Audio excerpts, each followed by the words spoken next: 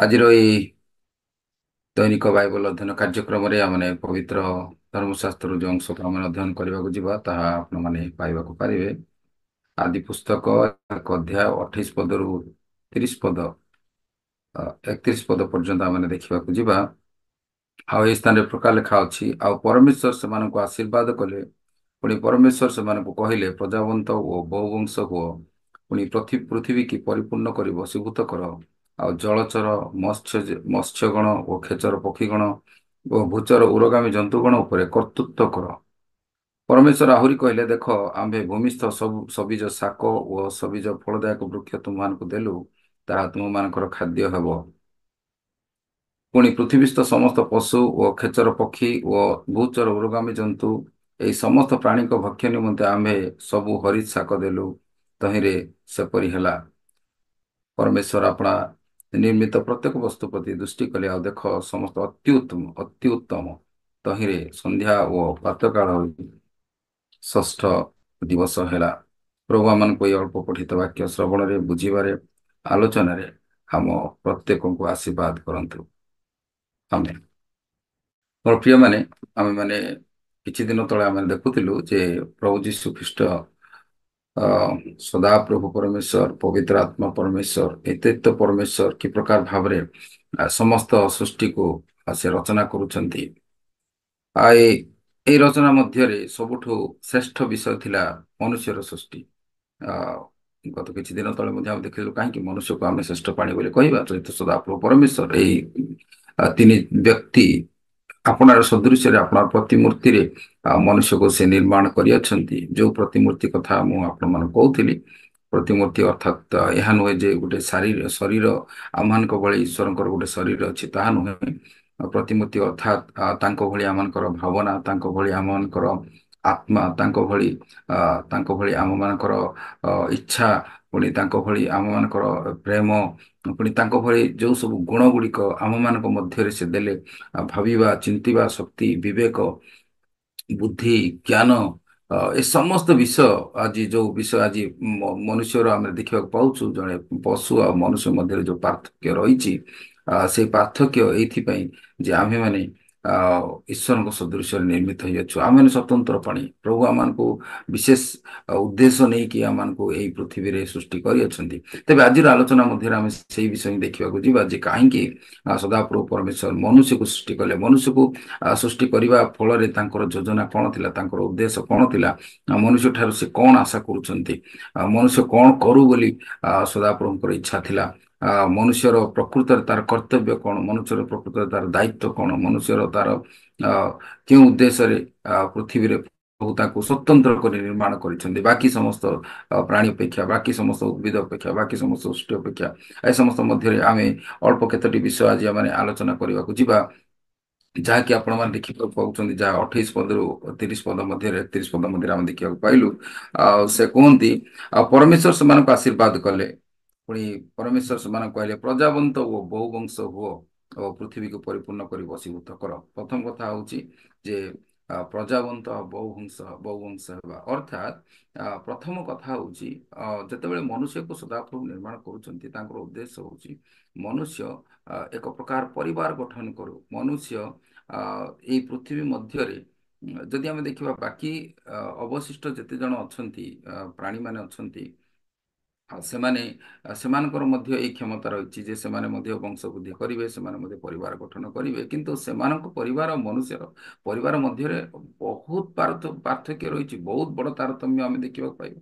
ତେବେ ଏଇ ଯୋଉ ମନୁଷ୍ୟକୁ ପ୍ରଭୁ ପରିବାର ଗଠନ କରିବାକୁ କହିଲେ, ସେଥିରେ ଗୋଟେ ବହୁତ ବଡ଼ ବିଷୟ ଆମେ ଦେଖିବାକୁ ପାଉଛୁ। ତାହା ଟିକେ ମାନେ ଚିନ୍ତା କରିବା ଯେ ସେମାନେ କହୁଛନ୍ତି ତୁମେ ପୃଥିବୀ କି ପରିପୂର୍ଣ୍ଣ କର।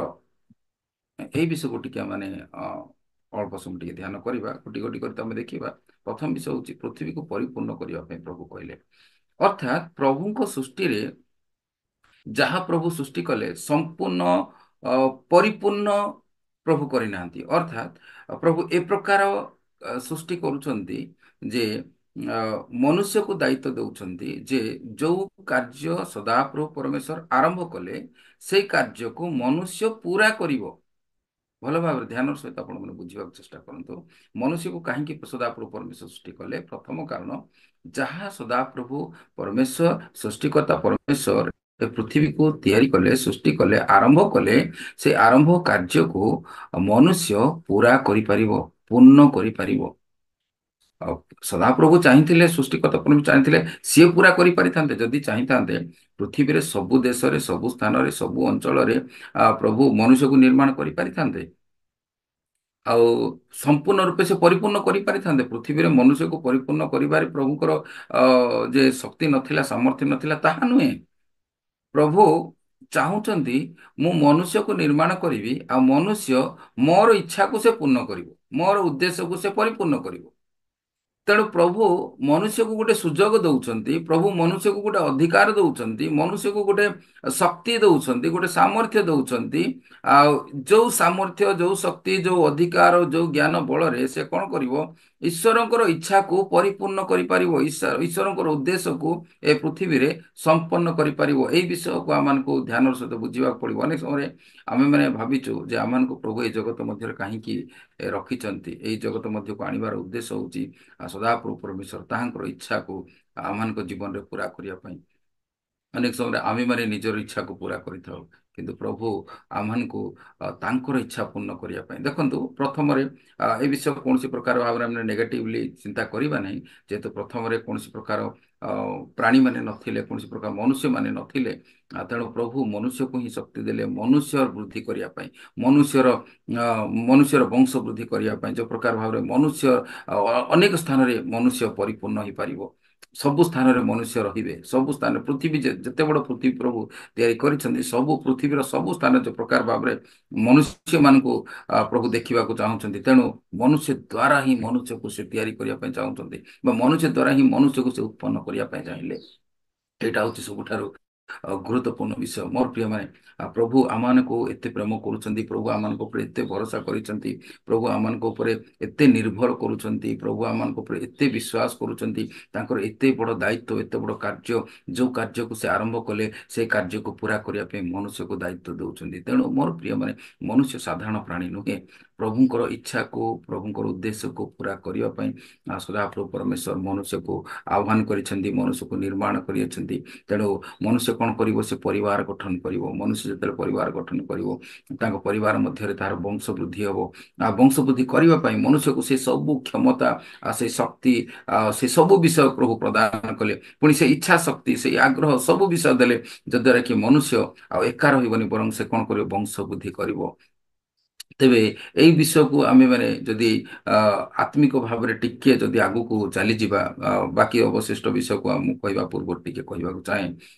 ପ୍ରଭୁ ଯୀଶୁ ଖ୍ରୀଷ୍ଟ ସେ କ'ଣ କଲେ ନା, ସେ 12 ଶିଷ୍ୟଙ୍କୁ ବାଛିଲେ। 12 ଶିଷ୍ୟଙ୍କୁ ବାଛିଲେ, ଦେଖନ୍ତୁ ଗୋଟେ କାର୍ଯ୍ୟ ଆରମ୍ଭ କଲେ।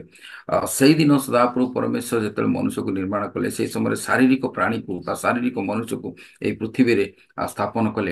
ନିଶ୍ଚିତ ଭାବରେ ଆତ୍ମିକ ମନୁଷ୍ୟ ମଧ୍ୟ ଥିଲା, କିନ୍ତୁ ଯେତେବେଳେ ପାପରେ ପତିତ ହେଲା ପରେ ମନୁଷ୍ୟ ଯେତେବେଳେ ଈଶ୍ୱରଙ୍କ ଠାରୁ ବିଚ୍ଛିନ୍ନ ହେଇଗଲା, ପରବର୍ତ୍ତୀ ସମୟରେ ଆମେ ଦେଖିବାକୁ ପାଉଛୁ ସଦାପ୍ରଭୁ କ'ଣ ପ୍ରଭୁ ଯୀଶୁ ଖ୍ରୀଷ୍ଟଙ୍କୁ ଏ ଜଗତକୁ ପଠେଇଲେ। ପ୍ରଭୁ ଯୀଶୁ ଖ୍ରୀଷ୍ଟ ମଧ୍ୟ କ'ଣ କରୁଛନ୍ତି? ସେ ତାଙ୍କର କାର୍ଯ୍ୟ କଲେ, କାର୍ଯ୍ୟକୁ ଆରମ୍ଭ କଲେ।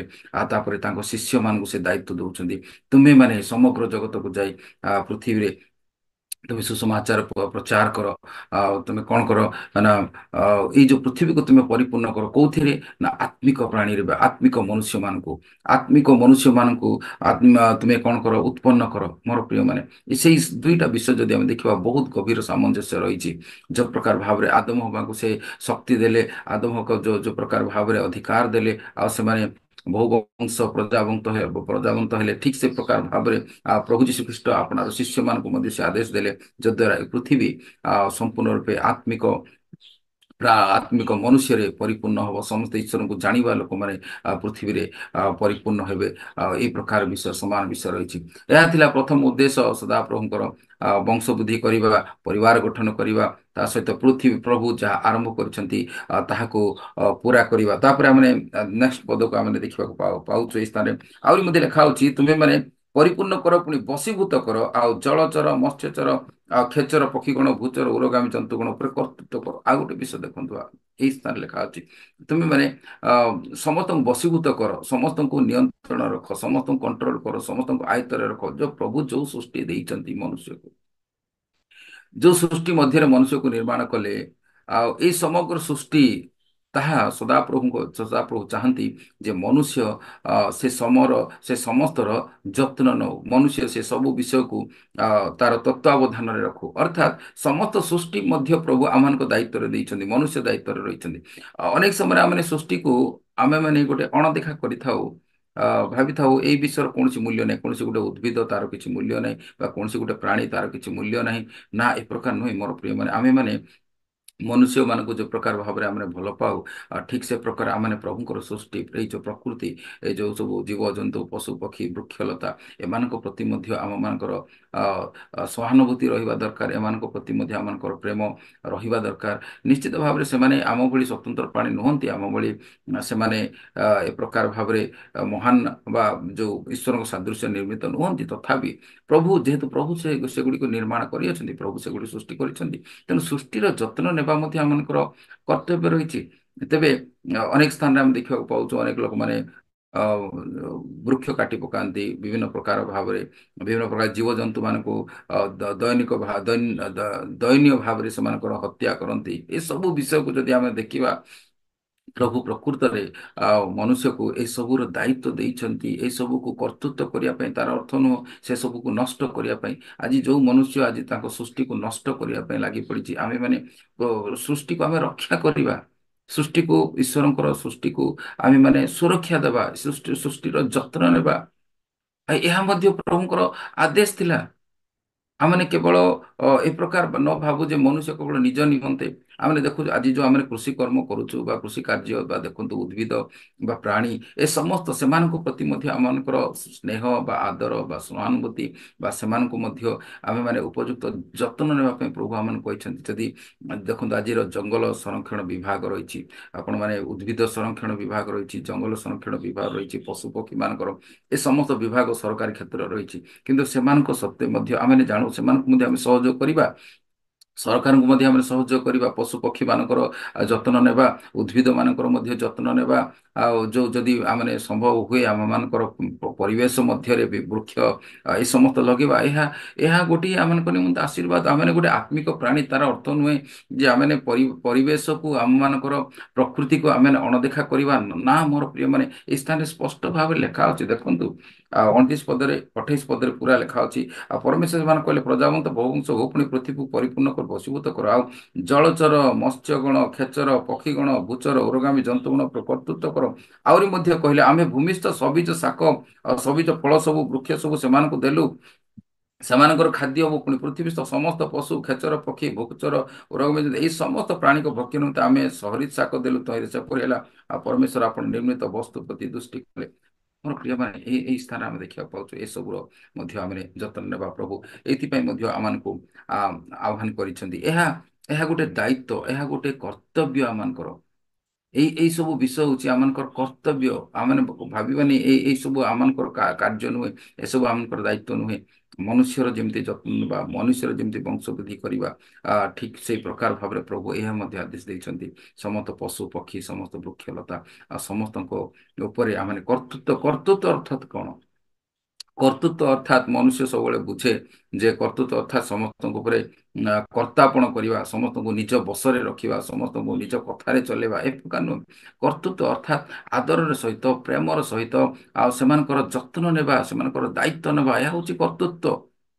ତେଣୁ ପ୍ରଭୁ ଆମମାନଙ୍କୁ ଏଇ ପ୍ରକାର କର୍ତ୍ତୃତ୍ୱ କରିବା ପାଇଁ ଏଇ ପୃଥିବୀ ମଧ୍ୟରେ ସେ ଆମମାନଙ୍କୁ ଆହ୍ୱାନ କରିଛନ୍ତି, ମନୁଷ୍ୟକୁ ନିର୍ମାଣ କରିଅଛନ୍ତି। ତେଣୁ ଏଇ ବିଷୟକୁ ଦାୟିତ୍ୱକୁ ମଧ୍ୟ ଆଉ ଏଇ ସ୍ଥାନରେ ମଧ୍ୟ ସମସ୍ତଙ୍କର ଖାଦ୍ୟ ମଧ୍ୟ ପ୍ରଭୁ ନିରୂପଣ କରିଛନ୍ତି। ଦେଖନ୍ତୁ ମନୁଷ୍ୟକୁ ଯେତେବେଳେ ନିର୍ମାଣ କଲେ, ସୁନ୍ଦର ଏଦନ ଉଦ୍ୟାନ ମଧ୍ୟ ରଖିଲେ, ଯେଉଁ ଉଦ୍ୟାନ ମଧ୍ୟରେ ସୁସ୍ୱାଦୁ ଖାଦ୍ୟ ଥିଲା, ସୁସ୍ୱାଦୁ ଫଳ ବୃକ୍ଷ ଥିଲା, ଏ ସମସ୍ତ ବିଷୟ ତାକୁ ପ୍ରଦାନ କରେ।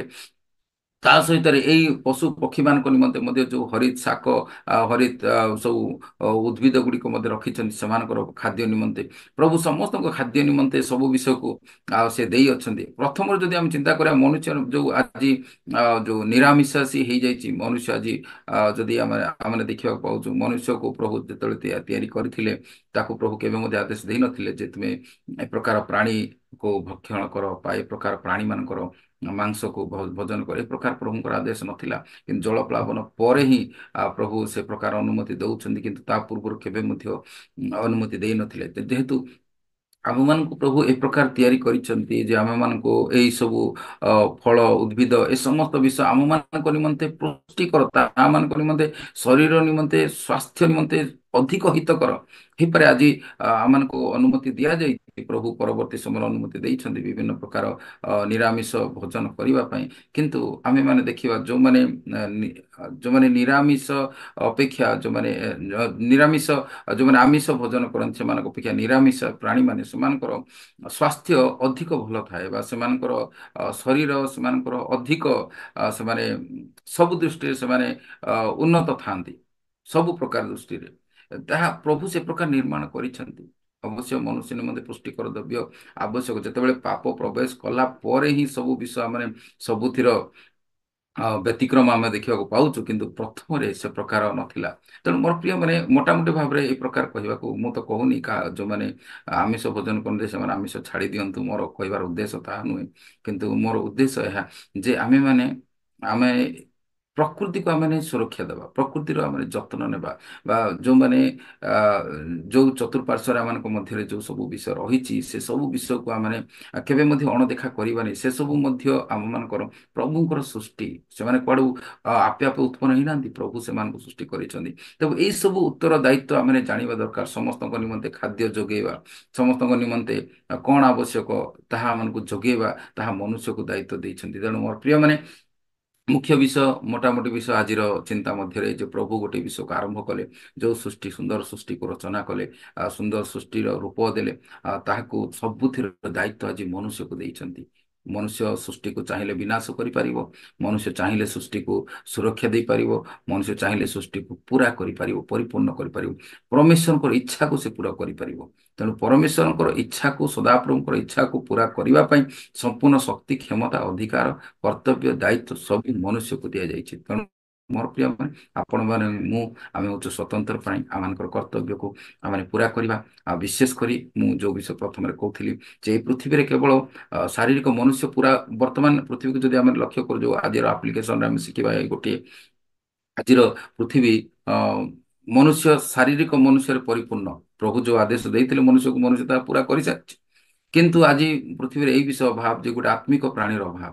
ମନୁଷ୍ୟ ଯୋଉ ମନୁଷ୍ୟମାନେ ଅଛନ୍ତି ସେମାନଙ୍କ ପାଖରେ ଆତ୍ମିକତା ନାହିଁ, ଅର୍ଥାତ୍ ପ୍ରଭୁଙ୍କ ପ୍ରତି ଭୟ ନାହିଁ, ପ୍ରଭୁଙ୍କ ପ୍ରତି ପ୍ରେମ ନାହିଁ, ପ୍ରଭୁଙ୍କର ପରିଚୟ ସେମାନଙ୍କ ପାଖରେ ନାହିଁ ବା ପ୍ରଭୁଙ୍କର ଶକ୍ତି ସାମର୍ଥ୍ୟ ସେମାନଙ୍କ ପାଖରେ ନାହିଁ। ଆଜି ପ୍ରଭୁ ଏଇ ଶକ୍ତି ଦଉଛନ୍ତି, ଆଜି ପ୍ରଭୁ ଏଇ ଅ, ଆହ୍ୱାନ ପ୍ରଭୁ ଆଜି ପ୍ରତ୍ୟେକ ମନୁଷ୍ୟକୁ ଦଉଛନ୍ତି ଯୋଉମାନେ ତାଙ୍କ ପରିଚୟ ପାଇଛନ୍ତି, ଯୋଉମାନେ ପୁନର୍ଜନ୍ମ ପ୍ରାପ୍ତ ହୋଇଛନ୍ତି। ଦେଖନ୍ତୁ ପ୍ରଥମ ଜନ୍ମ ଗୋଟେ ଥିଲା, ଦ୍ୱିତୀୟ ସୃଷ୍ଟି ବା ଦ୍ୱିତୀୟ ନୂତନ ଜନ୍ମ। ଯୋଉମାନେ ନୂତନ ଜନ୍ମ ପାଇଛନ୍ତି ଅର୍ଥାତ୍ ସେମାନଙ୍କ ଜୀବନ ପରିବର୍ତ୍ତନ ହେଇଛି। ସେମାନେ ମନ୍ଦ ମନ୍ଦ ବିଷୟକୁ ପରିତ୍ୟାଗ କରିଛନ୍ତି, ମନ୍ଦ ସ୍ୱଭାବ ପରିତ୍ୟାଗ କରିଛନ୍ତି, ମନ୍ଦ ବିଶ୍ୱାସକୁ ପରିତ୍ୟାଗ କରିଛନ୍ତି, ମନ୍ଦ ଚିନ୍ତାକୁ ପରିତ୍ୟାଗ କରିଛନ୍ତି, କିନ୍ତୁ ଉତ୍ତମ ପଥ ମନୋନୀତ କରିଛନ୍ତି। ପ୍ରଭୁଙ୍କୁ ଜାଣିଛନ୍ତି, ପ୍ରଭୁଙ୍କ ପଥରେ ଚାଲୁଛନ୍ତି, ପ୍ରଭୁଙ୍କ ସହିତ କଥାବାର୍ତ୍ତା କରୁଛନ୍ତି, ପ୍ରଭୁଙ୍କ ସହିତ ପ୍ରଭୁଙ୍କ ଇଚ୍ଛା ଅନୁସାରେ ଜୀବନ କାଟୁଛନ୍ତି। ସେମାନେ କଣ କରିପାରିବେ? ସେଇଭଳିଆ ବ୍ୟକ୍ତିଙ୍କୁ ସେମାନେ ଉତ୍ପନ୍ନ କରିପାରିବେ। ତେଣୁ ପ୍ରଭୁ ଆଜି ଆମମାନଙ୍କୁ ଆହ୍ୱାନ କରିଅଛନ୍ତି। ଏଇ ଆଦେଶ ଆଜି ପ୍ରଭୁଙ୍କର ମହାନ ଆଦେଶ। ସେଦିନ ଯେମିତି ଆଦମ ହବାକୁ ସେ ଆଦେଶ କରିଥିଲେ, ଆଜି ପ୍ରଭୁ ଆମମାନଙ୍କୁ ତାଙ୍କର ଶିଷ୍ୟମାନଙ୍କୁ ସେ ମହାନ ଆଦେଶ ଦଉଛନ୍ତି। ତୁମେ ଯାଅ ସମଗ୍ର ପୃଥିବୀରେ ଆଉ ତୁମେ ମାନେ ସୁସମାଚାର ପ୍ରଚାର କର। ଆଉ ତୁମେ କଣ କର? ଆଉ ମୁଁ ତୁମମାନଙ୍କୁ ଯୋଉ ଯୋଉ ଶିକ୍ଷା ଦେଇଅଛି ସେ ସମସ୍ତ ଶିକ୍ଷା ତୁମେ ଅନ୍ୟମାନଙ୍କୁ ପ୍ରଚାର କର। ସେଇ ଉଦ୍ଦେଶ୍ୟରେ ତ ଆମେ ଏ କାର୍ଯ୍ୟକ୍ରମ କରୁଛୁ। ଆମେ ପ୍ରଭୁଙ୍କର ସେ ଆଦେଶକୁ ପୁରା କରିବା ଉଦ୍ଦେଶ୍ୟରେ ଆଉ ପ୍ରଭୁଙ୍କର ସେ ଶିକ୍ଷା ଆପଣମାନଙ୍କୁ ଦେବା ଉଦ୍ଦେଶ୍ୟରେ ପ୍ରଭୁ ଆମମାନଙ୍କୁ ଉଦ୍ଧାର କରିଛନ୍ତି। ପ୍ରଭୁ ମୋତେ ଉଦ୍ଧାର କରିଛନ୍ତି, ମୋତେ ପୁନର୍ଜନ୍ମ ଦେଇଛନ୍ତି, ମୋତେ ଗୋଟେ ନୂଆ ଜୀବନ ଦେଇ ଅଛନ୍ତି। ଅର୍ଥାତ୍ ମୁଁ ମଧ୍ୟ ସେଇ ପ୍ରକାର ବ୍ୟକ୍ତିମାନଙ୍କୁ ମୁଁ ଉତ୍ପନ୍ନ କରିପାରିବି। ସେଇ ଶକ୍ତି ମଧ୍ୟ ପ୍ରଭୁ ଦେଇଛନ୍ତି, ସେଇ ସାମର୍ଥ୍ୟ ମଧ୍ୟ ପ୍ରଭୁ ଦେଇ ଅଛନ୍ତି, ସେ ଅଧିକାର ମଧ୍ୟ ପ୍ରଭୁ ଦେଇଛନ୍ତି। ଆଉ ସେଇ ଅଧିକାରରେ ମୁଁ ଆପଣମାନଙ୍କୁ ମଧ୍ୟ କହୁଛି ଯଦି ପ୍ରଭୁଙ୍କ ଆପଣ ଏପର୍ଯ୍ୟନ୍ତ ଜାଣିନାହାନ୍ତି, ତାହେଲେ ଆପଣମାନେ ଏହି ସୁସମାଚାର ଏହା ଯେ ପ୍ରଭୁ ତାହାଙ୍କର ପ୍ରିୟ ପୁତ୍ର ଯୀଶୁଙ୍କୁ ଏ ଜଗତରେ ପ୍ରେରଣ କଲେ, ଯିଏକି ଆମମାନଙ୍କ ନିମନ୍ତେ ସେ ମୃତ୍ୟୁବରଣ କଲେ, ଯେ ଆମମାନଙ୍କ ନିମନ୍ତେ ସେ ପୁନରୁତ୍ଥିତ ହେଲେ, ଆମଙ୍କ ପାପ ନିମନ୍ତେ ସମସ୍ତ ପାପର ପ୍ରାୟଶ୍ଚିତ କଲା ପରେ ସେ ମୃତ୍ୟୁବରଣ କରି ପୁନରୁତ୍ଥିତ ହେଲେ। ଆଉ ସେ କଣ ହେଲେ? ଆଉ ସେ ସ୍ୱର୍ଗାରୋହଣ କଲେ। ଆଉ ସେ ଦ୍ୱିତୀୟ ବାର ଆସୁଛନ୍ତି ଜଗତର ବିଚାର କରିବା ପାଇଁ। ଏଇ ଶୁଭ ସମ୍ବାଦ ଆମମାନଙ୍କୁ ରକ୍ଷା କରିବା ନିମନ୍ତେ, ଏଇ ଆତ୍ମିକ ପ୍ରାଣୀମାନଙ୍କୁ ରକ୍ଷା କରିବା ନିମନ୍ତେ, ଯେତେବେଳେ ଆମେ ପାପ ସ୍ୱୀକାର କରୁ, ଯେତେବେଳେ ଆମେ ନିଜ ନିଜର ଭୁଲକୁ ସ୍ୱୀକାର କରୁ ପ୍ରଭୁଙ୍କ ନିକଟରେ, ପ୍ରଭୁ ପ୍ରଭୁ ତୁମେ ମୋର ପାପ କ୍ଷମା କର, ଆଉ ତୁମେ ମୋତେ ଗୋଟେ ନୂଆ ଜୀବନ ଦିଅ, ଗୋଟେ ଆତ୍ମିକ